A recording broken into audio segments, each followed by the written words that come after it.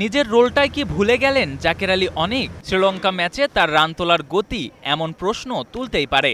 Julian উডের কাছে হাতুড়ি প্রশিক্ষণ নিয়ে লাভটা হলো কি? লঙ্কানদের বিপক্ষে গুরুত্বপূর্ণ ম্যাচে দেখাতে পারলেন না নিজের স্বভাবসুলভ ব্যাটিংটাও। মেন্ডিস হাসারাঙ্গাদের বিপক্ষে শনিবারের ম্যাচে ৩৪ বলে ৪১ রান করেছেন জাকের। স্ট্রাইক রেট ১২০-এর কিছু ওপরে। ছক্কাশূন্য ইনিংসে ৪ মাত্র ২টি। বাকি ৩৩ রানই এসেছে রানিং বিটুইন দ্য উইকেটে। টি-২০ ক্রিকেটের সাথে এমন খেলার ধরন তো বড্ড বেমানান।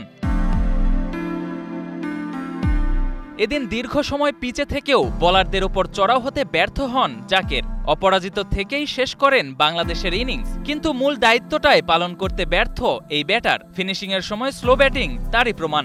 শেষ ৫ ওভারে তার ব্যাট থেকে আসে মোটে ১৯ রান। বাংলাদেশ পায় ১৩৯ রানের ছোট্ট পুঁজি, যেখানে আবুধাবির এই মাঠে প্রথম ইনিংসের গড় স্কোর ১৭৪। ফলে লঙ্কানরা সহজেই তুলে নেয় জয়। নাচতে না জানলে উঠোন বাঁকা, ঠিক তেমনটাই নয়তো ম্যাচেরে দ্রুত রান তুলতে না পারার কারণ হিসেবে আবুধাবির বাতাসকে দুষেছেন জাকের। দুই পাশে মারা যায় না, এক পাশের গ্রাউন্ডে বেশি খেলতে হয়, আরেক পাশে তখন মারতে পারবেন যখন বাতাসের সাহায্য পাবেন। এই জিনিসগুলো মাথায় রেখেই খেলতে হয়। জাকেরের এমন যুক্তি অবশ্য ভক্তদের মেনে নেওয়া খুব কঠিন। একই মাঠে লায়ন্সদের ব্যাটে রান উঠেছে ঝড়ো গতিতে, হয়েছে ১১-৪ এবং ৪ ছক্কা। তাহলে জাকেররা কেন পারলেন না?